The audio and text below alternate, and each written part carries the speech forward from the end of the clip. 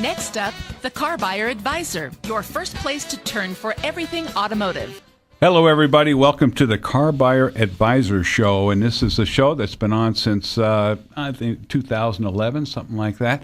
And Mitch Burney is usually here, the host of the show, but he's on a trip and asked me to come in and fill in for him as the host of the show. I'm John O'Brien, and with me today is a great panel of experts in the field of car repair and four-wheel drives and whatever else you have out there that has a motor in it. They have some great advice on how to care for it, how to repair it, how to maintain it. So we look forward to the conversation today. As Mitch always talks about, the show is to help us reform this industry that we're talking about today. We've all had experiences with different repairs and customer service, whether we had a motorcycle or automobile or boat, RV, whatever it happens to be. And sometimes we have good experiences and sometimes we have bad experiences. And Mitch has a show here that is trying to bring about consumer reform. In other words, using our own money to demand the best in goods and services in the industry. And that works pretty well. But we do have the power when we have the money to spend on different things on our auto or RV or motorcycle. We want to spend it with the people that do the best job for us, and that's what we have in front of us today. Some of the outstanding businesses that you can access right here in the northern Nevada area, and they're dedicated to customer service and to do it right the first time on repairs and maintenance. So we look forward to meeting all the folks today. In fact, let me get right into it because we have a lot of things to talk about today. Tom Hauptman is the owner of Driveline and Gear Services. Tom, welcome to the show today. Good morning, John. How are you doing? Yeah, tell me a little about your business, Tom. How long you've been around and where you're located and what you specialize in over there. Well, the business started in 1971. I went to work for him in 1978 sweeping floors, and I've been there ever since. That sounds great, yeah. Yeah, we do everything drivetrain related, ring and pinions, transfer cases, drive shafts, of course, clutches, anything drivetrain. We don't do hoses and belts and interior or electrical. It's drivetrain only. Right, you get right into the middle of that stuff, right? Yes. Yeah, yep. Yeah. Now you have, I was looking at your website, it says you have 195 years of experience or something like that. Yes, people say once you go to work for us, they never leave. I can fire one of my employees and they show up to work the next day. So there's right. A lot of guys have been there over 20 years. It all adds up. The experience is golden. Yeah. Now you have a couple of locations, I understand? Yes, we have the one on Glendale Avenue, 1325 Glendale in Sparks, and we also have one in Fallon. It's 5305 Reno Highway. All right. So if you're anywhere in northern Nevada, you can pretty much get yourself taken care of. Everything's pretty close by, so that's yes, great. And not only do we do the repairs and alterations to the drivetrain, but we probably have the largest drivetrain inventory in northern Nevada and California. Great. And I understand a lot of the other shops in town, if they're doing maintenance on that kind of a situation, they'll send it over to you to get that part of it taken care of. We have it's just about a 50-50 split, 50% wholesale and 50% retail. So we do try and help out everybody. Right. And you're open how many days a week? 8 to 5, Monday through Friday. Monday through Friday. Banker's hours, yes. All right, very good.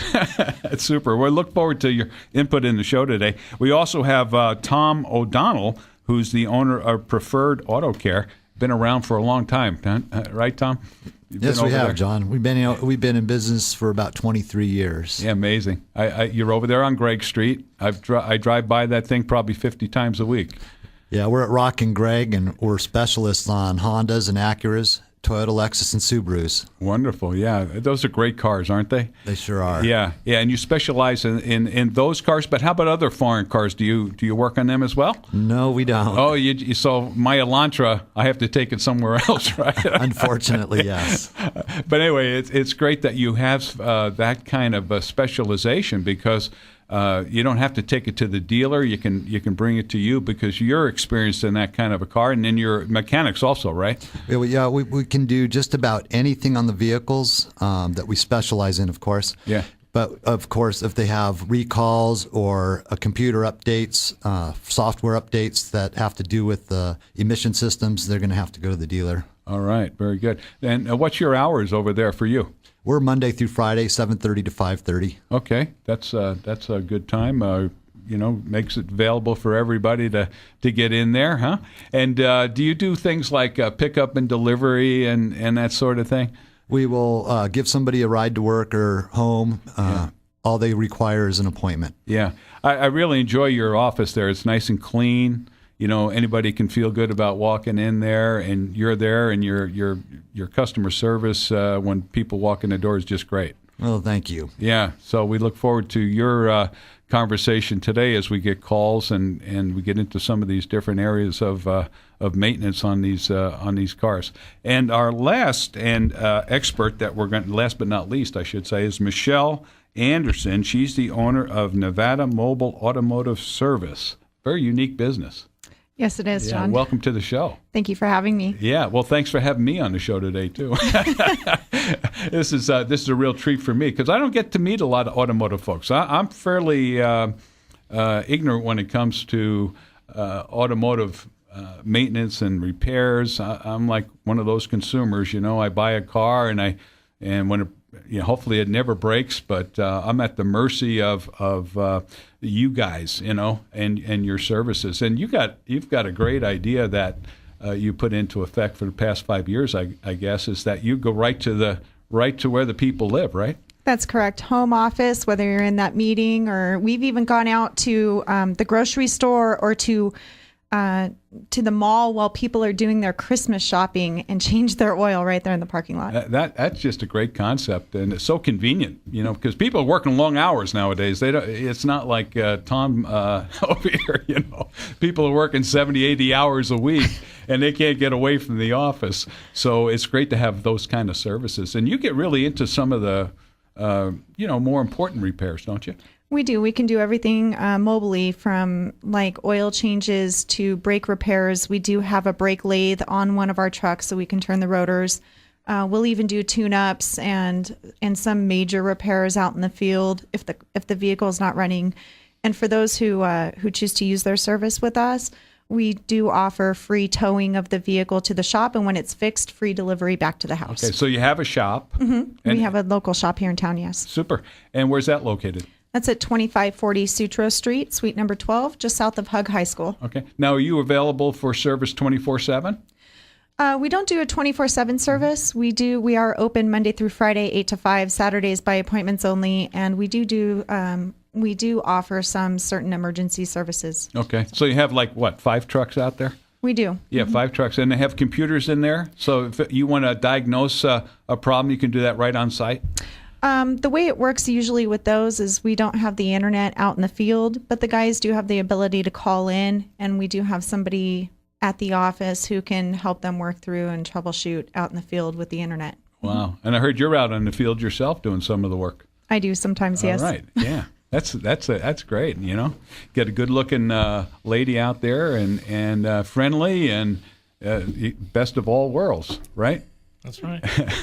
Also with us today is Steve Temple. Now, Steve is with us, and Steve is a writer and contributing editor to a lot of magazines here that we read about diesels and Corvettes and that sort of thing, right? Corvettes, right, Steve? muscle cars, street rods, diesels, whatever has an engine and 4 wheels. I've been writing about it, so I'm not like the trade here, the businessmen. I more translate what they are experts in to a readable format, a little bit entertaining too. Yeah.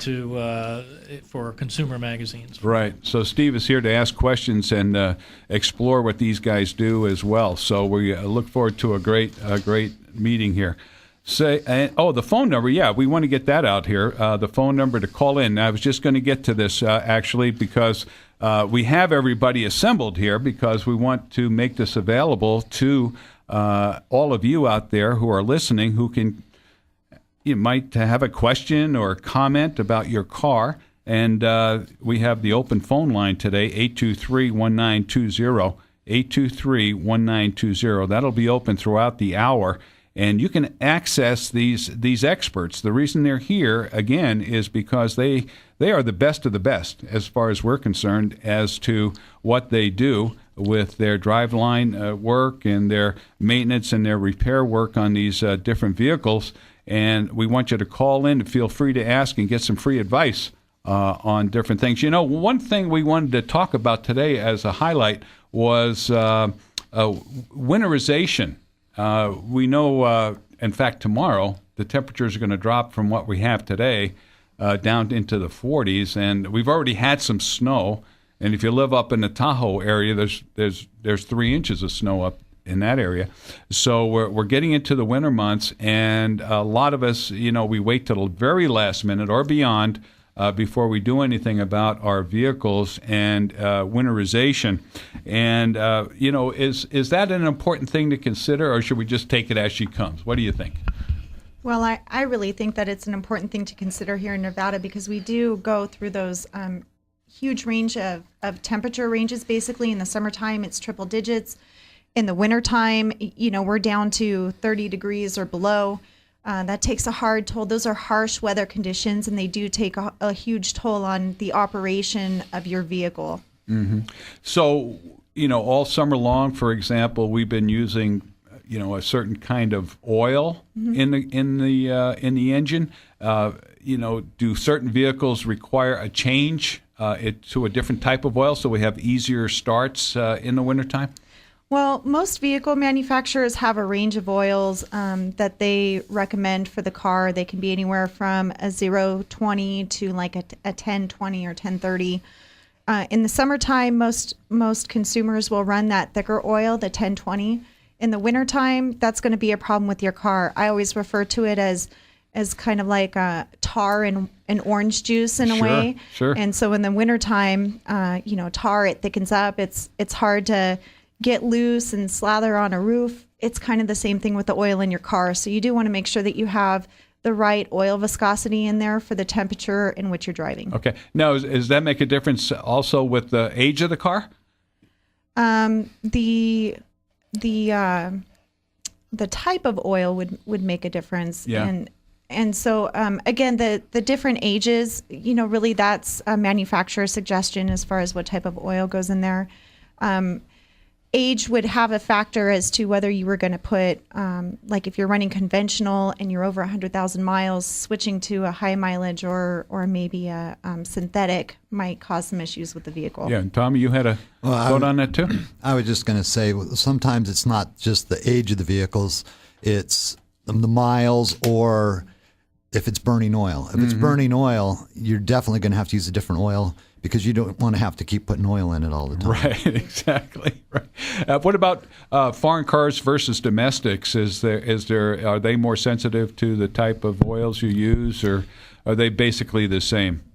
Well, personally, all I do is Hondas, Toyotas, and Acuras and Lexus, so I don't know what the American cars are doing. Yeah. I know that as long as you stay within the factory recommendations, they just don't never have any problems. Yeah, well, that's good. That's good. And what about gear oil? You know, the drivetrain. You know, what happens to those things as the cold weather comes on, Tom? Well, as far as oil goes, there is no difference between summer and winter oil and drivetrain related in the differentials or transfer cases. The biggest problem in the winter time that we find is the first snowflake that falls out of the sky. Yeah. People call us with no four-wheel drive. My four-wheel drive is not working. My lights didn't come on. I can't get up my driveway. What causes that? Why wouldn't it work? Well, in the old days, you had hubs, locking hubs. You get out and lock your hubs in and put your transfer case in four-wheel drive, and off you go. And normally, if that system didn't work, it was a blown-out hub, and all the torque would go out the wheel with the least resistance, and so you'd go put some new hubs on, and off you go. Nowadays, there is so many sensor tracks and all-wheel drives and clutch systems and electronic systems, and everything is tied together. And some of the Fords, if you don't have four-wheel drive, my first question is, your dome light working? They say, what? Oh yes, your dome light is hooked to your four-wheel drive system. Oh. So if your dome light's not working, we know where to start. Right. So there is a lot of variables in the new four-wheel drive systems of today. Yeah, just you just push a button now, right? Sometimes you don't even do that. Sometimes you just drive. The Subarus, you don't have any buttons to push. You just drive. But if the dome light isn't working, is that because of a fuse issue, or is it something else? It can be a fuse issue, or it can be that ECM, electronic control module. So again, everything is tied together.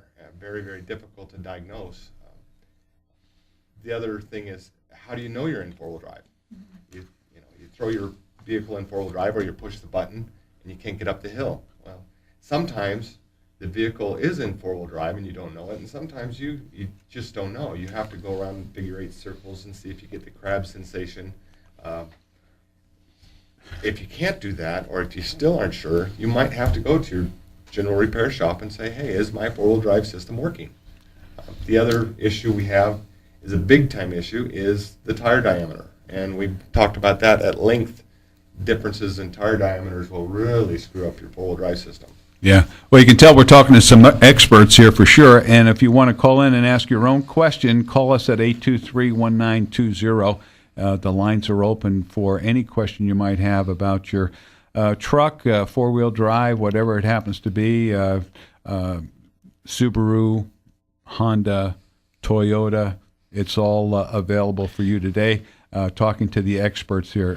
Steve? John, you did bring up about oil. I think another big aspect of winterization would be the coolant. So I wanted to open that up as to, what do you do getting your antifreeze ready for that?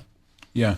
So what kind of coolant? Do you have to check your coolant, or you just let it run like I do? I never look at that. But you better inspect your coolant. Really? Yes. Okay. One of the things about coolants that people don't realize is they will become acidic.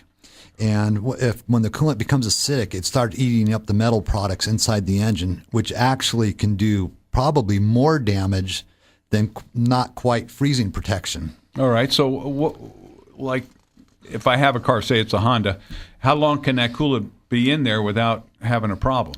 Usually the older style, the old ethylene glycol, is usually about 2 years or about every 30,000 miles. Really? The new stuff, they've gone to long life. Toyota's gone to super long life. They have type 2. There's many different kinds. And most of those, believe it or not, you don't replace till about 120,000 miles. No kidding. Wow. They're doing everything better. Now, what about transmission oil? I get so many different stories about transmissions. I had an old 97 Chrysler, right? I bought it new. Never changed the transmission oil ever in that thing. And I know. Am I the only one who does that, or do you find that often there, Tom? Well, differentials, you look in your owner's manuals, and everyone says engine oil, transmission oil. You never hear anything about the differential oil or the transfer case fluid. I don't know how many covers we've taken off differentials, and truly tar plops out instead of pure oil.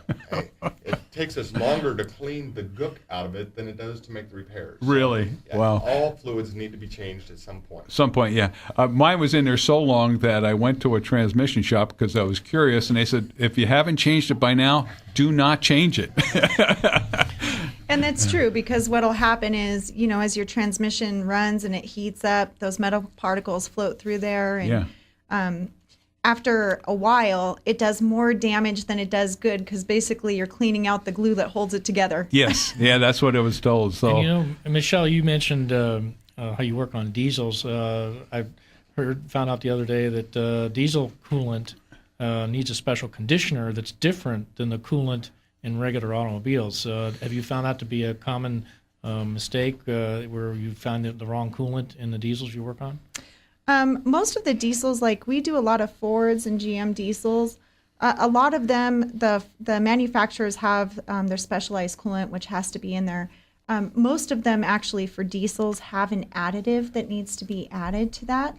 A lot of times it's sold, and most customers don't put it in there. And yes, because of the heavy duty use that comes along with using a diesel, they will overheat if it doesn't have that, because basically what it does is it'll help the coolant to operate at a lower temperature so it doesn't get so hot so fast. Right. And how about the percentage of water to the coolant winter versus summer? Do they need to adjust that? It should be a 50-50 mixture. That's what the dealer recommends on on both diesel and gasoline cars. And the biggest thing is you want to make sure that you just have the right viscosity in there, that you have that 50-50 mixture, because too much coolant will not allow your car to heat up enough. Too little coolant, again, it can freeze, expand, and do a whole lot of damage to most major components, including the engine block. Yeah. And that's to make sure that, you just make sure it's fresh coolant, but the mixture doesn't change seasonally. Right. Okay, we've got a couple of people on the line here that we want to get up here for their questions. On line one we have Tim. So let's welcome Tim to the show and find out what the question is. Tim, are you there? Yeah, I'm here. All right, Tim, welcome to the show. You've got three great experts here in different parts of this industry. So please give us your question. Okay. Yeah, I have a 2005 Tundra. And I've noticed over the summer that when I come to a stop and I come to a full stop and then I start to take off after the light turns green or whatever, it feels like the transmission never dropped down all the way down to first gear. It feels like it kind of shifts into first gear when I roll a little bit to start up. And it seems like it happens more when the air conditioning's on and the idle is higher. So I was wondering if that sounds familiar to anybody, and it doesn't do it all the time, just every once in a while, you can feel the clunk when I get ready to take off. Yeah, the clunks are not good. No.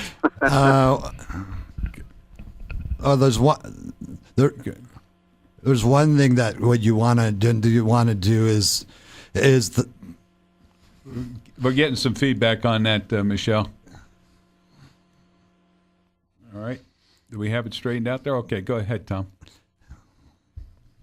Well, one of the things that happens is the drive shaft, the spline shaft it gets dry and it starts clunking, especially from a stop. So the first thing you want to do is make sure that the splines are well lubricated.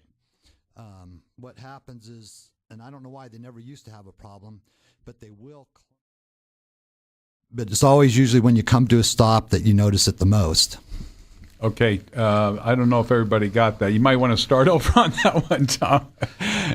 But yeah, go ahead. Give us to us again. I think we had some technical problem there. Well, no, I'm just talking about the spline shaft on the drive shaft. On a lot of the Toyota Tacomas and the Tundras, the splines get dry and they have to be lubricated. And they actually have to be lubricated probably almost every oil change because they will make a little clunk. Okay. But it's not always consistent. But the problem that Tim's coming about, it other than the spline shaft, it really doesn't ring a bell. Right. And the only other question I'd have is the transmission light on or the engine light on? Right. I don't know if he's still on the line. Go ahead, Tom. Yeah, I'm still on. No, neither one of the lights are on, and I have had it. I've got about 130,000 on it, and I've had it the transmission service twice with fluid. And so, like I said, it seems like the idle is high. When the idle is higher, that's when I notice it more, and it's almost like it's not dropping all the way down into first gear.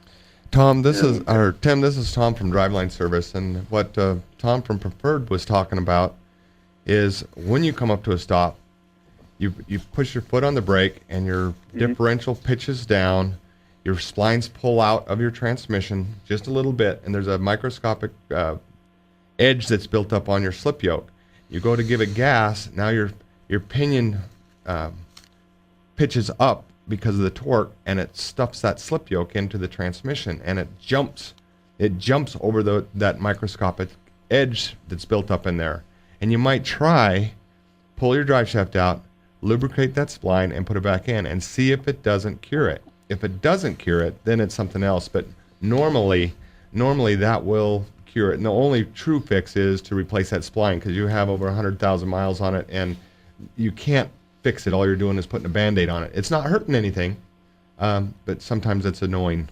The other thing you want to make sure, you said you change your transmission fluid twice, is you want to make sure you use the genuine transmission fluid. Right. because it can make a difference. All right. So you can tell from our conversation here, we've got some real experts on these these matters. So, so Tim, I hope that answered your question for you. At least got you going in the right direction. And if you have further questions or you need more help, please stop by at either one of these two fine businesses and talk to these guys in person. Okay. And of course, can you give me those names again, please? Yeah, it's Preferred Auto Care. All right, over there on Greg and Rock, or Driveline and Gear, and location, Tom? 1325 Glendale. Glendale. So very easy to find, all right? Okay. All right, thank you very much. And then we also have Michelle with us from the Nevada Mobile Automotive Service, who can also be of help. And what's your phone number there, Michelle? Our phone number is 775-200-4669. All right, very good. So, we have some great opportunities here and to fix whatever you got going on with your vehicle. Now, we have another caller here on line 2, and that's Jim, and he says he has a drivetrain question. So, Jim, welcome to the show. Thank you. Good morning, everybody. Glad you're with us today to listen to the show and get some answers for your problem here with your... What kind of car do you have? It's a 99 Ford F-350. It's got the 7.3 diesel in it. And I wanted to dress it up a little bit, a little taller tire, a little bit better ground clearance. But I'm using it for towing. I'm wondering if I'm going to have to change anything in the rear end. Do the size of the tires make a big difference on that? Jim, this is Tom from Driveline Service. Hi, Tom. It all depends on how much taller tire. If you're just getting without a lift kit, if you're just trying to fill the fender wells up a little bit, normally you don't have to change gear ratios. If you go with a lot bigger tires, and if you're going to use your truck for mostly towing, you might consider a gear ratio change. It all depends on what you bought it with, and what you're going to use your truck for. We do a lot of gear ratio changes on Fords. F-350s, is this a diesel? Yes, it is. It's 7.3. Yes. I guess diesels have a very, very, very small window of your performance window compared to gas, and you really got to think about what you're going to use your truck for. Right? Are you going to tow 3 times a year, or are you going to tow 90% of the year? So a lot of it depends on what you're going to use. We could sit down and talk about tire diameter and RPMs and how fast you like to drive. I mean, if you're an old geezer that likes to, drive 60, 65 miles an hour, that's one thing. But if you like to drive 70, 75 miles an hour, that's a totally different deal. So it's not just as easy as changing gear ratios, but we're here to help as far as we'll sit down and figure out what would be best for your truck. Okay, excellent. Thank you. All right, Jim. Well, thanks for calling in. We appreciate it. Okay, thanks, John. All right, talk to you soon. All right, so that's just two examples of the type of help you can get with your vehicle if you're having problems or if things aren't working right. And what's nice about these folks that we have in front of us here is that they are great at customer service. They do what they say they're going to do.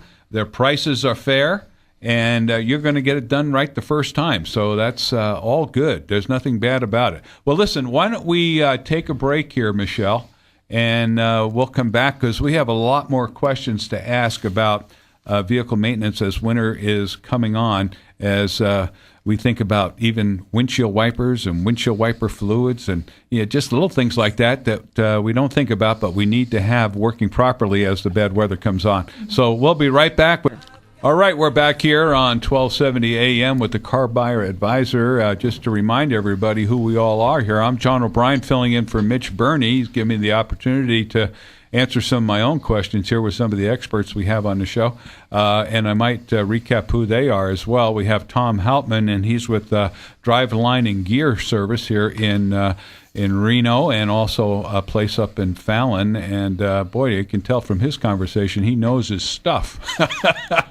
And then we have Michelle with us, and Michelle has the ownership of Nevada Mobile Automotive Service, Michelle Anderson, and been in business for 5 years. And great concept. She'll come right out to your place of business, whether you have fleets, whether you're privately owned, vehicle, whatever it happens to be, she can work on it. She's got 5 trucks ready to go over there, so make sure you give her a call or stop by her office.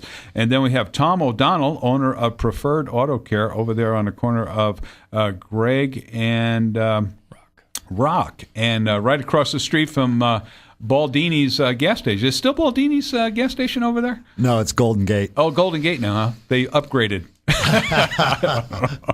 But they have some pretty good price gas over there. You know, that's and then Steve Temple we have with us too, who is a contributing editor to many magazines, including Corvette magazine and Vet and Diesel World and the Muscle Car Review and Good Car Builder and a whole range of different types of vehicles. So Steve, just hearing these folks who own these businesses talk about what they know and how they do it, I mean, you have to be impressed by their expertise, right? Well, a lot of the ideas for stories I get are from experts like this, and some of their common problems they run into, because often an article it talks about a problem and what the solution is. And I think Michelle brought up a point during the break that she runs into a whole regular spate of problems, and I'd like to hear some of those and how you address those right on by the side of the road. Sure. So, well, right now with the winter season, a lot of the things that we come across as far as failures go is we have, fuel pump failures. The harsh cold weather conditions and the harsh hot weather conditions here in Reno, they will take a toll on a fuel pump. And so if that fuel pump's weak, as soon as the cold comes around, it immediately dies. And then a person's driving down the road, stuck on the side of the road, they call us and they say, I was driving down the road, my car kind of sputtered and it just died, and now I'm sitting here. We'll go out, we'll take a look at that. If it is the fuel pump, sometimes we can change it. If it's in a dangerous area, we'll just grab a trailer, tow it off to the nearest safe area and replace that for them, get them on the road. Great. Some other things that we do come across too are batteries. If your battery's weak or low, or you've had to jump it throughout the summertime, as soon as the cold hits, it is going to kill your battery. It's gone, right? Yeah. The worst possible times. Always. And so we have customers who will call us at the store, and at that point we can run out, replace the battery for them, or check it out, check the load. What's a good battery to buy? You guys replace batteries, right? What do you feel is a good brand battery to buy?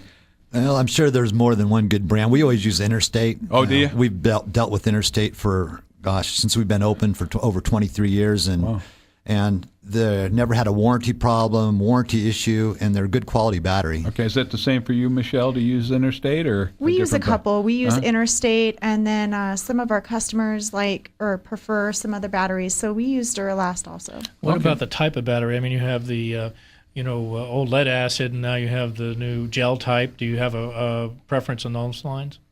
Most of the vehicles nowadays use, they still use the acid batteries. That's usually what we put in. There are the gel batteries there that are sold, and customers need to know that the gel batteries, you cannot charge them the same way that you can charge a lead acid battery. So if you're trying just to hook up that charger to it and hope it's going to charge, it's not. Okay. Now, we just want to remind everybody, 823-1920 is the call-in number. So if you have a question about anything we're talking about, or you have your own challenge with your vehicle and you don't know what to do, give us a call. These are the experts here. And from what I'm finding out, they know a lot about a lot of things. So pretty much any question you have about your car or truck, four-wheel drive, van, whatever it happens to be, even boats and campers. Now, Michelle, you were mentioning that the boats, campers, RVs, they also have to be winterized as well, right?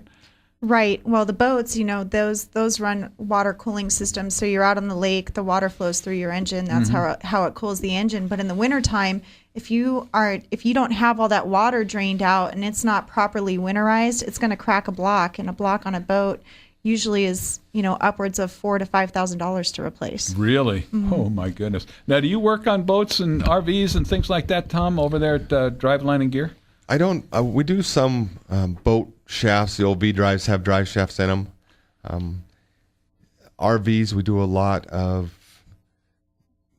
gear changes per tow in RVs. Oh yeah, I would imagine so. Yeah.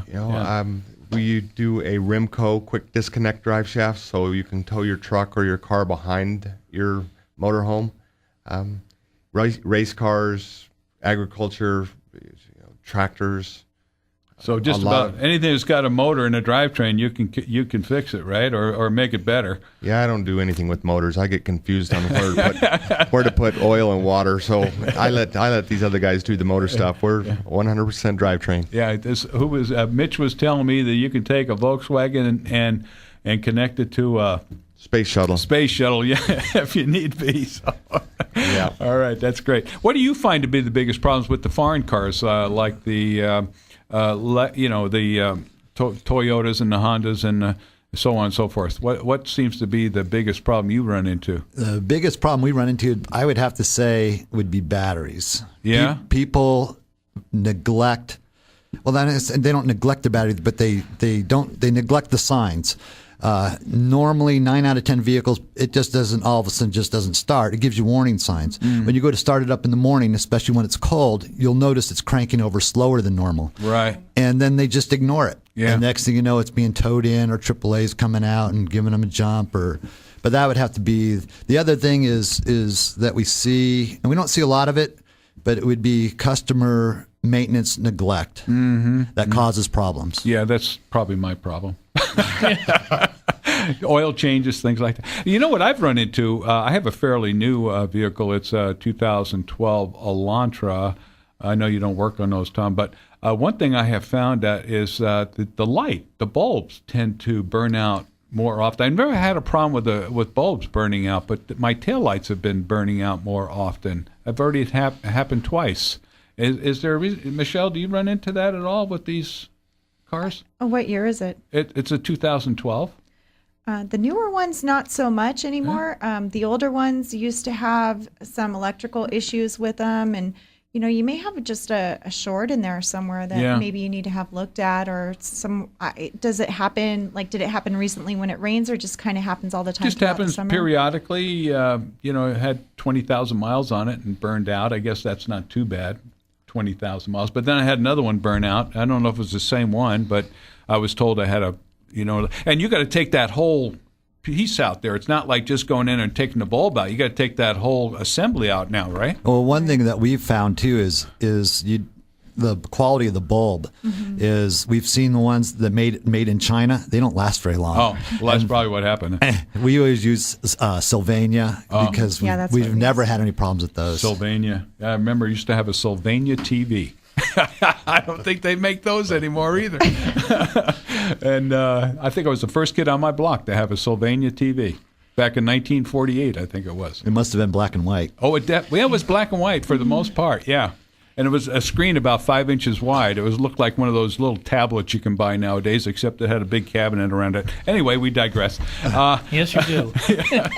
And you know what, John? I just wanted to mention something else about the batteries. Most batteries say, they have a lifespan of 5 to 7 years, but really in this area with the harsh climates that we have, you'll probably get 3 to 4, maybe 5 if you're lucky. But usually the lifespan of a battery here is somewhere between 3 and 4 years. Oh, really? How about tires this time of year? I'm obviously, switching to good snow tires. Any tips on that?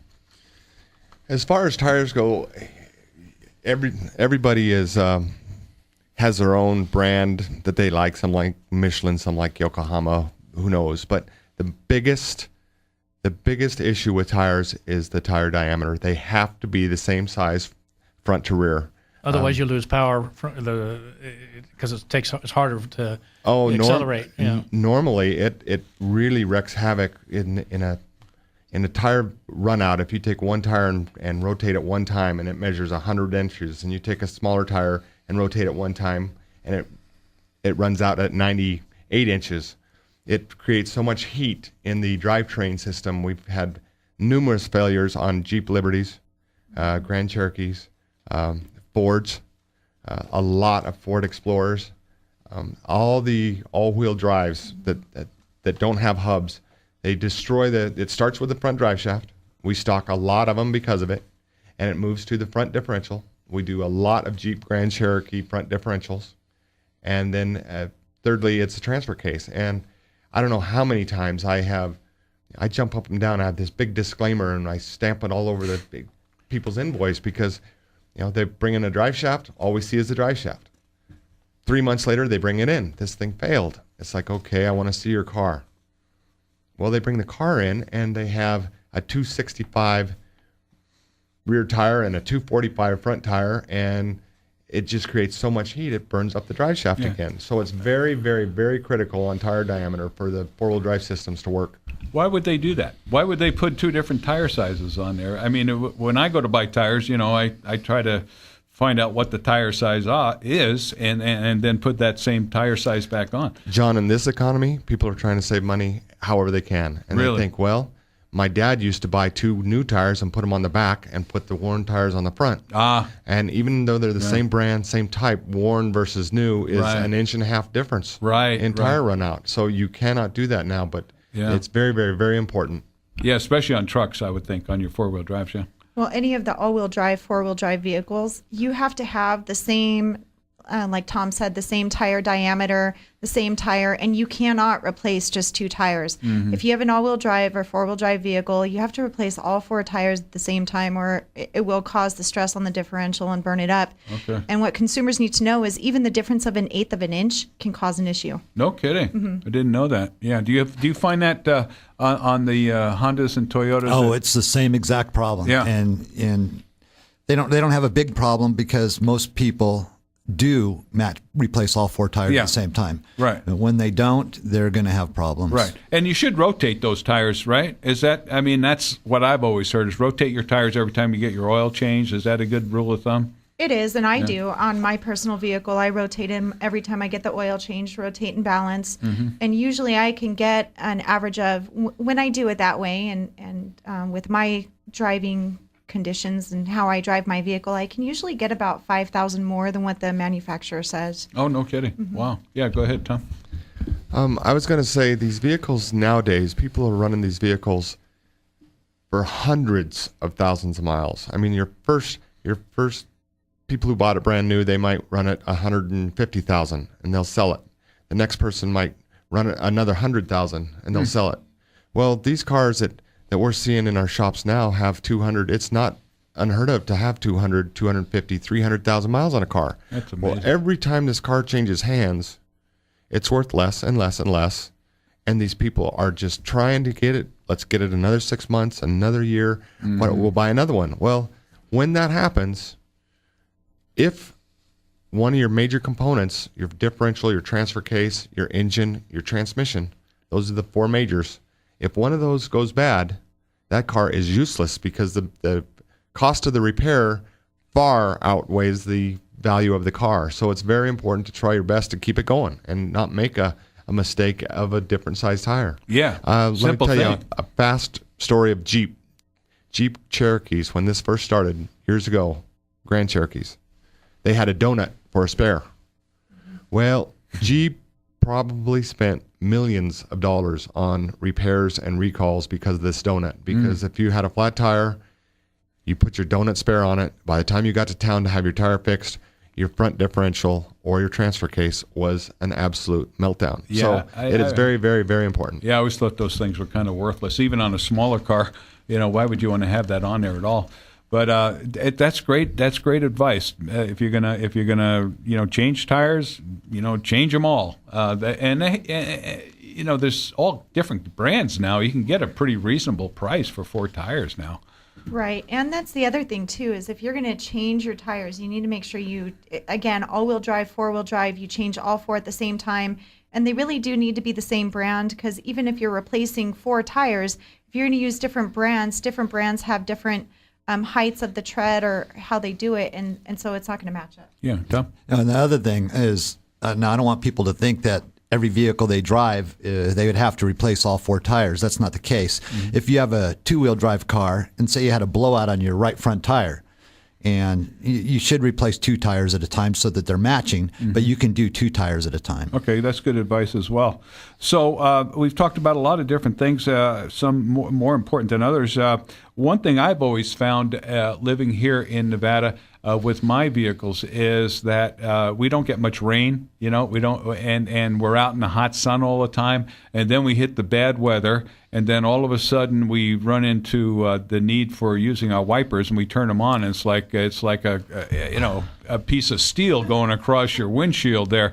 Is there anything you can do to keep them in good shape, or should you just plan on replacing them every 6 months or so? In this area, I rule of thumb, I'd say replace them every year. Every year, huh? Yeah, and the other thing too is people don't seem to realize is what they should do is if they expect a big storm and they park their car and it's warm, is take the wipers. If not every car you can do this with, but lift them up off the windshield so they're not touching the glass, because what happens is it snows, then it freezes, and then the rubber is frozen to the windshield, and you can break the link, you can burn up a motor, or you can just shred your wipers, so then you have absolutely nothing. Right. Or just put a little piece of cardboard or something underneath it if you can't lift it off the windshield. Some type of preventive maintenance, because yeah. Now, what about the fluids? I put in, or my guy that does my oil changes puts in my fluid for me. Is there something I have to keep in mind as far as winter use on that, Michelle?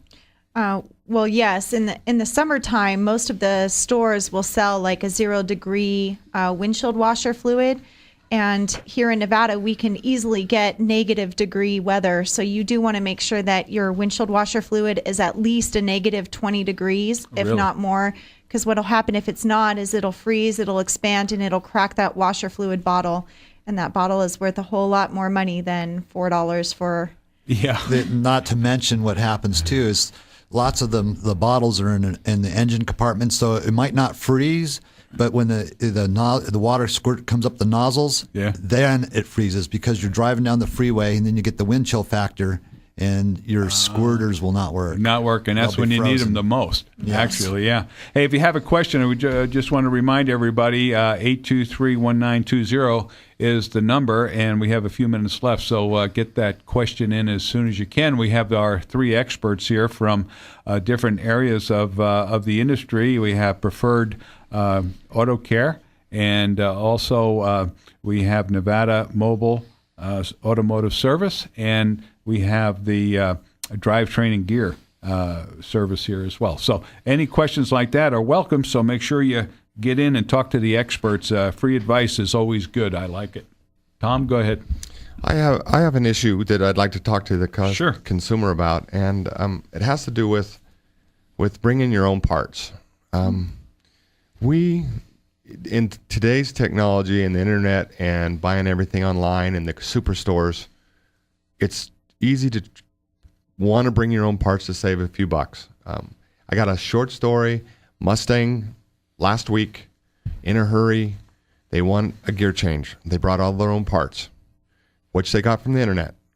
And I told them, I said, okay. I said, I'll install them, but this is what happens. Well, sure enough, first thing, we opened the box, it was the wrong ratio. So they ran down to a superstore and bought the right ratio. We went to put it together. They had the wrong positive traction, had the wrong splines for their axles to fit. So I had to call the customer, another trip to the superstore to buy axles. We got it there, went to put it all together. Another issue. I mean, this poor guy is now pushed into next week. I mean, I have cars waiting in line, and trying to, I don't know, it's very frustrating, and it ended up costing him a lot of money. And he was just trying to save some money. So it is very important. Let the professionals, we could have got him the right parts at the right time, and he would have been off and going. And now we're working on 10 days trying to get this poor guy Mustang going. So that's just an issue. It's not normally the parts that the customer, has to pay a lot for. It's labor that is the more expensive part of a repair, isn't it, Tom? Well, sure. Or all the of labor, you, I should ask that question of. The labor now, I mean, the dealerships are 125. Some of the shops are 85. So anywhere between $85 and $125 an hour. Right. Well, this guy has tied up one of my lifts for hours and hours and hours, and I didn't charge him for that, but still, you could have. Yes, and some of the parts you get on the internet are not very, very good parts. We say we can't make chicken salad out of what. So, do you find that happening with your business as well? No, most people don't bring their own parts. If they do, there's absolutely no guarantee. One of the things what happens is people think they're saving money, but they're really not, because they might save $20 on a part, but it's a really inferior quality part, and they might be doing it again in a couple years, where the cars, like Tom said, they're going 250,000 miles. Well, if the original part, factory part, went 200,000 miles, why wouldn't you put the same exact part back in the car? Right. And they don't do it sometimes. They don't want to do it because they want to save a buck. Michelle?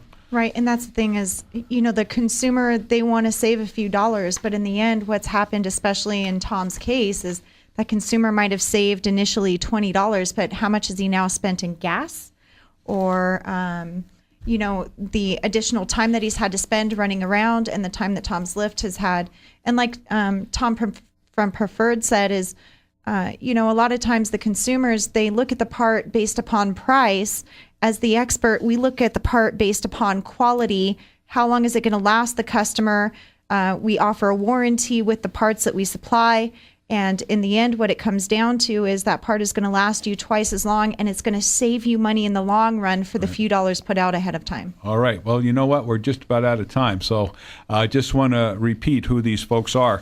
These are the experts. These are the elite businesses in town where you want to take your car or truck or four-wheel drive, whatever you happen to have, to get your work done, because it's going to be done right the first time at a fair price, and these people are reputable. So we have Tom Hauptman with us from the Driveline and Gear Service, Tom O'Donnell from the Preferred Auto Care, and Michelle Anderson, owner of Nevada Mobile Automotive Service. So see these folks right away. Don't delay, and get your car fixed right the first time. I'd like to thank everybody for being with us today. Steve, thank you for being my sidekick. And next week, Mitch will be back.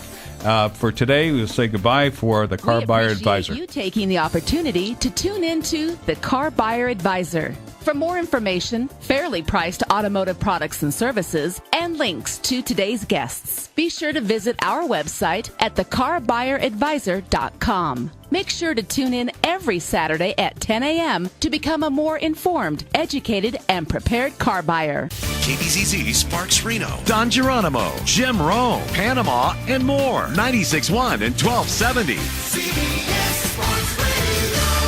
The preceding paid program and its content was sponsored by the Car Buyer Advisor. TheCarBuyerAdvisor.com offers step-by-step instructional videos